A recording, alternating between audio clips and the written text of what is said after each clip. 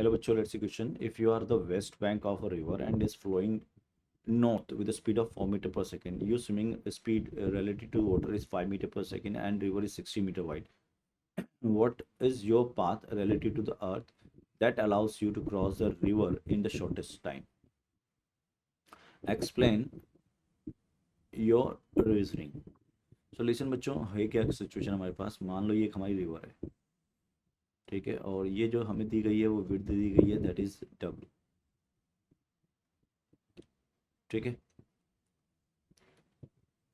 And you are the west bank. मान लो ये आपका ईस्ट है और ये वेस्ट है, ऐसे मान लो.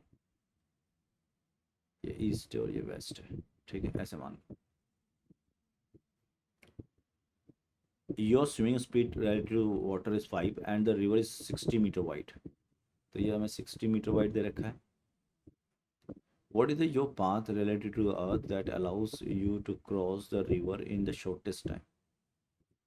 तो बच्चों अगर अपन बात करें, हमें बोल रहा है what is your path related to earth. मान लो एक ग्राउंड पे ऑब्जर्वर खड़ा है, तो वो कैसे देखेगा. तो सबसे पहली बात तो ये है कि अगर हम बात करें वेलोसिटी की शॉर्टेस्ट पाथ में जाने के लिए, तो भाई जो हमारा विद रिस्पेक्ट टू रिवर आएगा वो कैसे आएगा.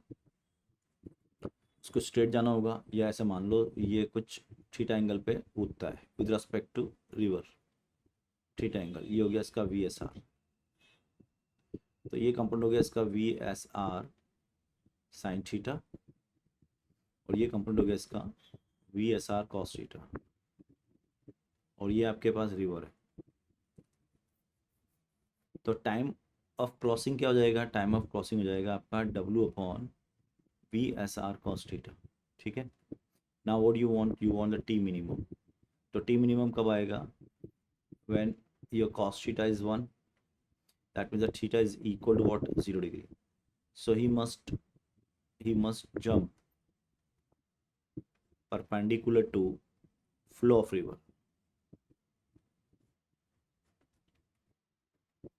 ठीक है. अब अगर हम विद रिस्पेक्ट टू ग्राउंड देखते हैं, तो अब सिचुएशन ये बन गई कि इसको कैसे कूदना चाहिए. Perpendicular to flow of river कूदना चाहिए. लेकिन उसका पाथ कैसे हो जाएगा. उसका पाथ ही हो जाएगा ये VSR है आपका, जो कि हमें कितना दिया है 5, और ये वेलोसिटी ऑफ रिवर है जो हमको कितना दिया है 4. तो ये एंगल कितना हो गया, थीटा हो गया. तो tan थीटा क्या हो जाएगा, दैट इज इक्वल टू 4/5.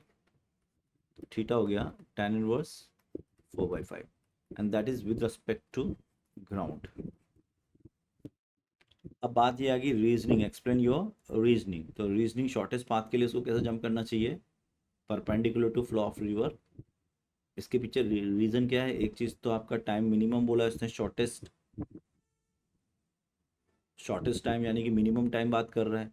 तो फॉर्मूले से तो हम बोल सकते हैं कि कॉस थीटा का वैल्यू क्या होना चाहिए, 1 होना चाहिए, यानी थीटा 0 होना चाहिए. ठीक है. अब इस कंडीशन में होगा क्या, his full effort will use to cross the river, to cross या टू क्रॉसिंग. समझ आया. इसलिए ये टाइम मिनिमम. अब देखो क्या हो गया, इस डायरेक्शन में वो 5 मीटर पर सेकंड से जा सकता है इस डायरेक्शन में. तो यानी कि एफर्ट मैक्सिमम हो गया, and that's why the time is minimum.